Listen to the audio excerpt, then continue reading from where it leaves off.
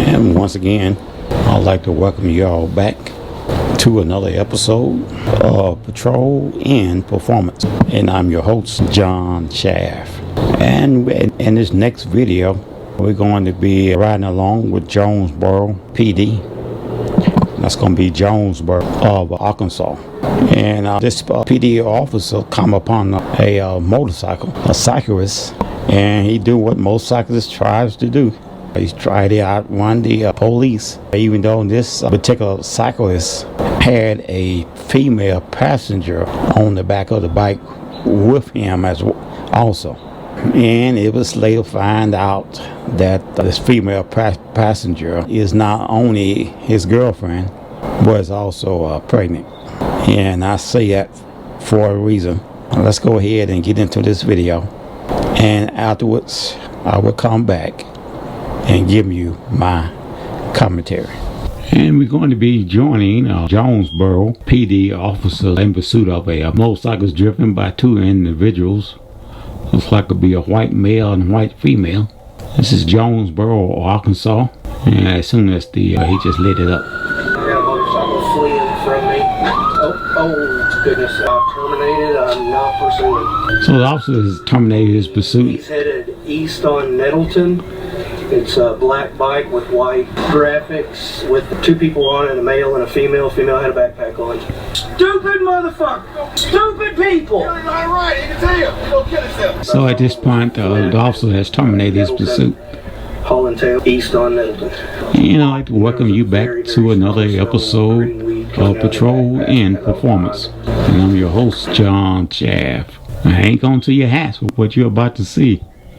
A real discretion is advised. 10-4 dispatch, get me ambulance out here. It's bad, real bad. And even though the officer terminated the pursuit, the cyclist continued on, and he has wrecked with his girlfriend on the back of the bike. Both are deceased on the scene, and turn out the girlfriend is pregnant.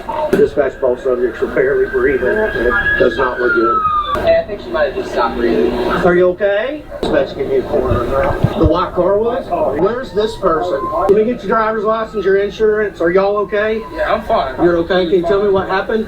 A fucking light was green and I seen the bike come through the light and it was there. My light was green because the person next to me just turned on a yellow light. So it's all on video, so... Yeah, I'm pretty sure it was fucking green, man. You got your driver's license? That's what I'm looking for right now. My bad, man. Damn. Well... I need to take that whole thing. Is he done? Probably. The other one up the street is. The one up there is 10-7. Bonner, you got a sheet? Of course, that is the white car. They said he was doing 80 miles an hour through the intersection. Behind the school, I fucking heard it. It was loud as hell. Well, that motorcycle, I don't know how fast the motorcycle was hauling. It was loud. She's dead. I'm not sure about him. He's more than likely he's dead too. That's the motorcycle driver? That's the guy. That's the driver right there of that car. She was in the vehicle with him. I'm gonna need traffic. I'm gonna need somebody out here to work traffic while I try to figure out exactly what's going on, please. Just block it there. For right now, I need somebody to go ahead and pull it up on the camera and dispatch for me, please.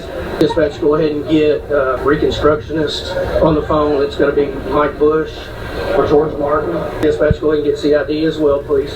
He have a wallet. I think that's the backpack he had on. That's the backpack that she had on.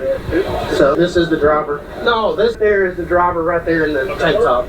No, dude, I got behind them over on Culver House. No, not Culver House. Drawn runs into it. It was Culver House. I got behind them. They went by me, and I was setting up to watch the stop sign, and they didn't have any tags on the bike. So I pulled out behind them, and I tried to get up to him, and he went around the corner. And I can't remember if they turned around and looked at me or not, but they went around the corner, and I saw that there wasn't a tag on the vehicle, so I lit him up. And as soon as I lit him up, he gunned it. And I called out to dispatch that tape or paint. He's gonna die. Oh, he's dead. There's 227. But is he done? So I got behind him. Look. So we were going, I guess it was Vine. Let me get my bearings. Culver House is just right here. So we were on Vine Street. He turned onto either Walnut or Wilmar, and I lit him up right there. Well, about halfway down the street, and I turned my siren on because he wasn't slowing down. So he turned, I think he turned here and just gunned it as hard as he could, blew through the stop sign and almost got hit by a truck. I pulled out and I immediately stopped in the road, told dispatch that I was not in pursuit, that I had a bike run from me, that I was not in pursuit. Tommy, he was right over there on Poplar. There, yeah. Because I was on the phone with him when I heard the siren. I think they just wrecked out. They did. What were they talking about? He was on a civil standby with a kid, child custody agreement. Hey, ma'am. No, I was not pursuing him. I stopped. I could smell a super strong smell of green weed coming out of that backpack right there. So, was that you that told me that they were flying through the intersection so fast? The guy right there who was doing the paper work, he told us that he seen it, and they was. So when I heard the bam, I ran over here and started praying for him. Thank you. But he seen everything. He said that the white car came flying around this corner down here and was going about 80 miles an hour through the intersection. He swears he had a green light, but he doesn't know. Green light or no green light, had no business running at 80 miles an hour through a grand traffic light. I was still down there at the light talking to a guy. That's vehicle homicide that he's just committed twice. He could be charged for that. I turned everything off and got on the radio and said, He manslaughter. Well, I don't know if he can be charged manslaughter. This is going to be vehicle homicide. I don't need to take anything off. If you got any paint, get some paint out and marks. The point of impact is right where my front tire is, I think. There was one passenger and the rider. Yeah, she's 10-7. Is this your white car? No, I think it's his. So it's fine right there. What? So I was all I did was try to pull him over for no tags, and he fled. I shut it down. I made sure I was not pursuing anything. I got it, bud. Actually, I need to sit down. I got something. No, you're good. Just put in there what you said. Just put in there it's a fatality accident. As you can see, these types of accidents, those affect these officers as well. And they're human beings too. And as you can see, he said he had to sit down because he was chasing this suspect or cyclist 1 minute, and the next minute he started pursuing him, which is on camera. And it didn't stop the biker from doing what he done. He didn't slow down, and he ended up getting into an accident, and now he has lost his life. And not only had he lost his life, but also his girlfriend on the back of the bike, and she was pregnant. Unbelievable. Sean, hey, where's gonna be our right down here? Let me back up. Is there anybody behind me? He's got to back up real quick. That white car was flying this way. The black backpack was on him, and the other backpack was on her. So if y'all want to go in there, if y'all want to figure out, I bet his ID's in that black backpack because there's nothing in his back pockets. No, that's the reason I tried to stop him. Good, because I need it. You good, bro? Yeah, I think so. I don't know who's actually working the wreck. I'm not, but they need to get these.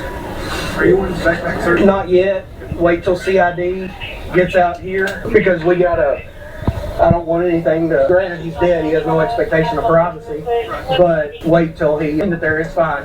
27 dispatch on 2. Make sure you put in that call that I was not pursuing. That I had shut it down at G and Hamilton. Call Jay. Hey, what kind of bike does TJ ride? DX626? Is it black with white stickers on it?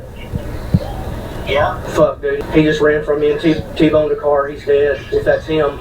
What? I can't tell who it is. I tried to pull a bike over with no tags. And did he have a black backpack that he wore everywhere? I don't know. 2 people were on the bike and both of them are fucking dead, dude. A skinny girl? Yep, skinny blonde-haired girl. Oh shit. Is that his girl? Probably. Damn it. What kind of helmet does he have? A solid black one? I don't think that's... No, this one's got yellow stickers and stuff all over it. Did TJ have tags on his? No. Fuck. The bike had crazy little stickers on one side. It's a black bike with crazy looking stickers, white. Cali 66 21 model. LCD first grade. Did he have red writing on the side of it that says stay something, or is him? He's fucking dead. He just fucking died. Okay, it's TJ. Hey, 99.9% sure it's TJ. That's his face. That's his girl up there on the road. She's pregnant? Are you fucking serious? Yeah. Dude, he T-boned a car at about probably 110 miles an hour.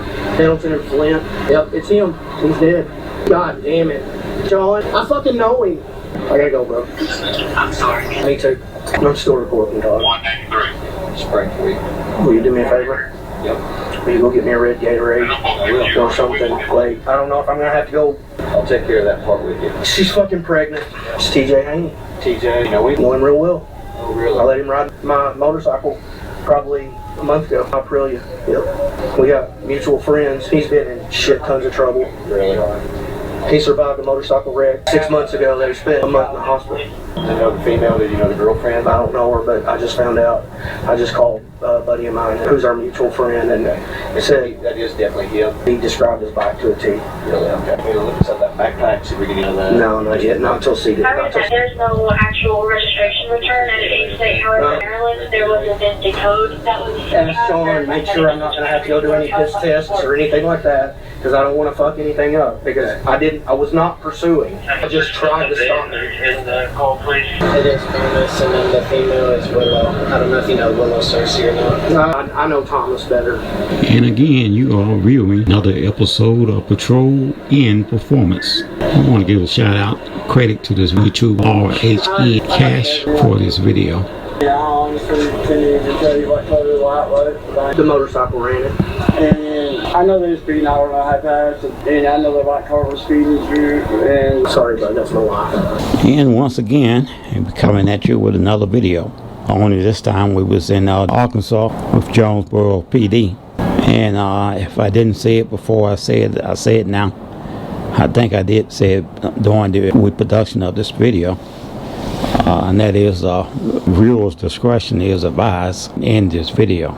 It is a very gruesome video, and it all started like this. Officer from Jonesboro P.D. got behind a motorcycle, and as usual, like most of these guys do, for some reason or another, they think when they have a motorcycle or a fast vehicle, especially a sports car, that they do not have to abide by the traffic laws of that particular city, county, or state. So in other words, they flee. And so that's what this particular guy did on this motorcycle. The officer come up on him and blue light him, cut the side wing on, and he proceeded to take off. And the initial stop was, I think he didn't have a tag on his motorcycle.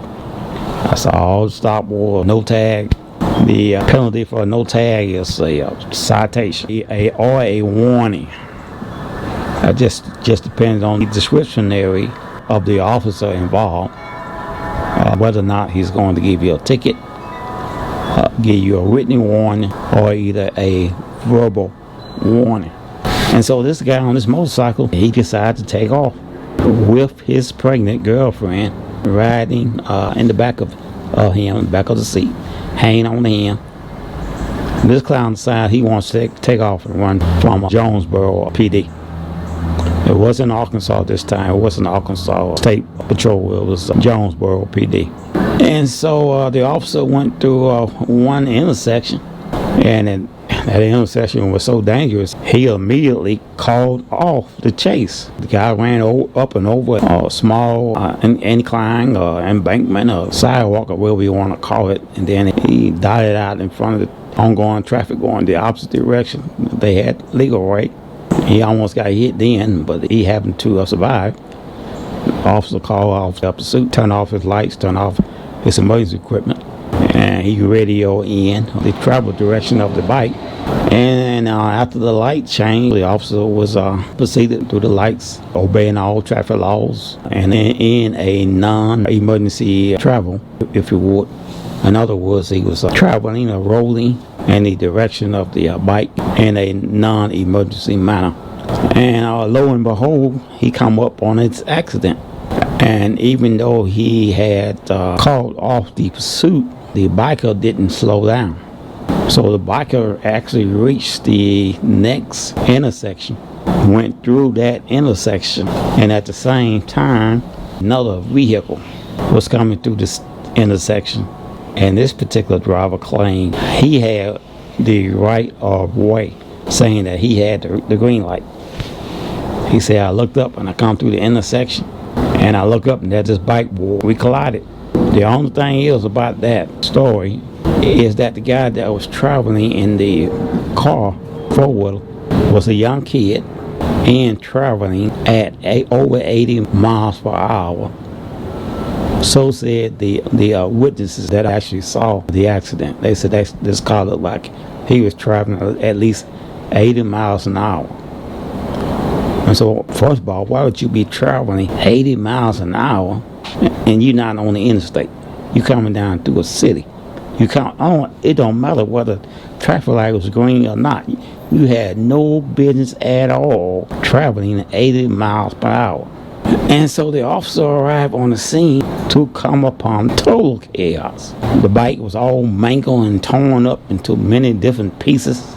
The male body was over in one area, and the female body looked like it might have been 200 or 300 feet down the road. Now, how she get way down there? When this guy was right, he wasn't too far from the bike, but yet her body was way down there. So that tells you the impact of the vehicle when it struck that car, in order for it to have tossed a drug this young lady body down so far. And like I said, she was pregnant. And so here you have a scene where both the driver of the cyclist on the motorcycle and his passenger was DOA, dead on the scene, with DOS, dead on the scene. And there was nothing that officer could do. And all of this because this guy didn't want a damn traffic ticket for no tag. It didn't make any sense. So he actually lost his life, took the life of his girlfriend and their unborn child for a damn traffic ticket that probably wouldn't have not cost him $100, probably not even $50 for a no tag. Make it make sense. For some reason, I don't know what the deal is with these guys, with these motorcycles. They think that's their thing. A cop get behind me and ain't gonna stop. You know, you can outrun a car, you can outrun a police unit, but you can't outrun a radio. And you can barely outrun a police unit. I remember years ago turning around on a vehicle. Me and my partner was on patrol. We was headed in one direction and coming across two motorcycles headed in the opposite directions. He's on a 2-lane road and it went bad. That's how we know they speeding, by the sounds of the bikes. So I looked at my partner. I said, "You feel like going after two motorcycles?" He said, "Let's hit it." Spun around, turned the blue lights on. Before I can catch up with them, they had already made it to I-65 and was headed south. And we went 10-100, which means hot pursuit. And as we hit the on-ramp or the entrance of 65, went around a UPS truck in the emergency lane, running by 112. These two guys was on these two bikes, two black males. And at the time, you have a sports bike. The sports bike was to have back then was a Ninja. Every guy probably laugh at you today to talk about a Ninja. And so these bikes, that was the bike to have back then. And I actually caught up with one as they come up on the 65-59 interchange. And one proceeded south on 65, where he continued south on 65. And the other one went 59 north. And I chose to go after the one that went 59 north. And somehow I caught up with him, pulled up on the side of him at 100 miles an hour.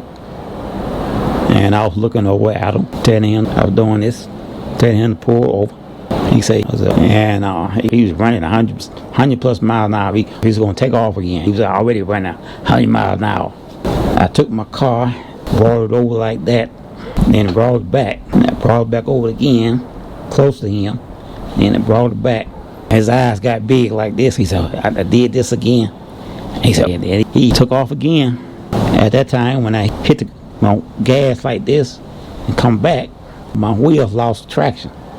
So I was going from side to side like this and trying to get my car back under control. I had just about lost control of my vehicle.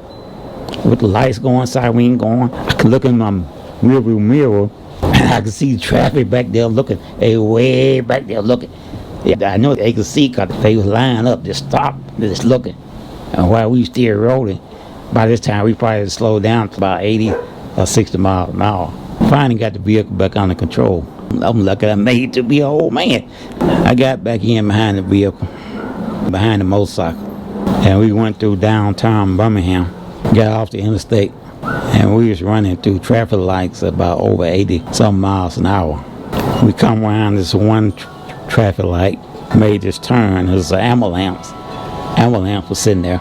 This motorcyclist, he almost slammed into the ambulance. And then we come across another turn, and by the motorcycle having to slow down when he made his turn, because he had to lean into his turn. And so when I come up on the turn, I didn't have to lean into it because I was in a car.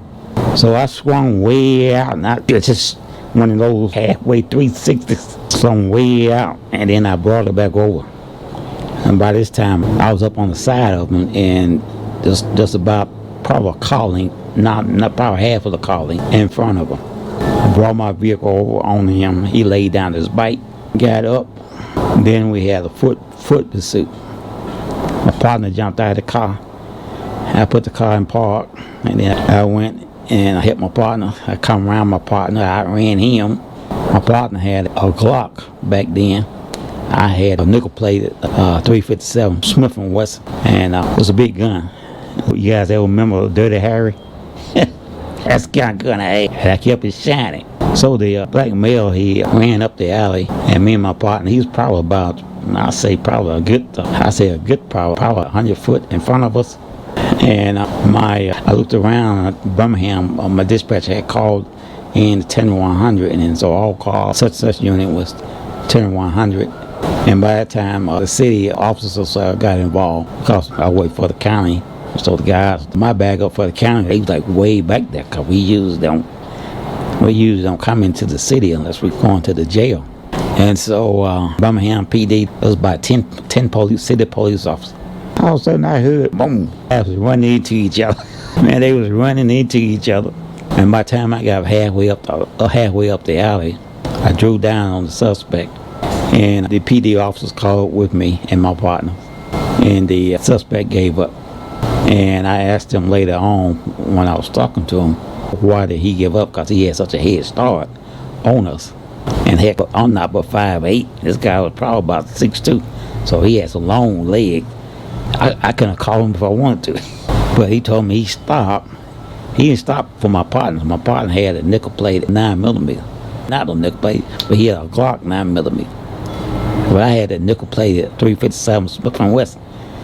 I said, why did you stop? He said, because I seen that gun you had, that big old gun you had, and I know you weren't going to miss. But this video reminds me of that. And I'm not taking a light-heartedly to what happened in this video, these two individuals losing their lives. But this is something that they caused by refusing to stop for these officers for a simple traffic violation. So let this be a lesson to some of you young people that's out there that like to ride bikes. I like to ride bikes as well. If I'm on a bike, I'm not going to run for no law enforcement officer. I'm going to pull over, even if I have to go to jail. Going to jail, man, is a hell of a lot better than going to the cemetery or going to the morgue. You go to jail, you can get bail, you can get bonded out, you can get your bondsman, you can get yourself an attorney, you can fight your charges in court. When you're in the cemetery, you lose all that rights. So shout out to a PD officer there in Jonesboro, and there's one officer that initiated the chase. Actually knew this young man. Matter of fact, he had just dealt with him, let's say, a couple of weeks prior, because the officer also rode bikes. And so they apparently out riding bikes together. He didn't know him real well, but he knew of him and was associated with him. And so this young man lost his life.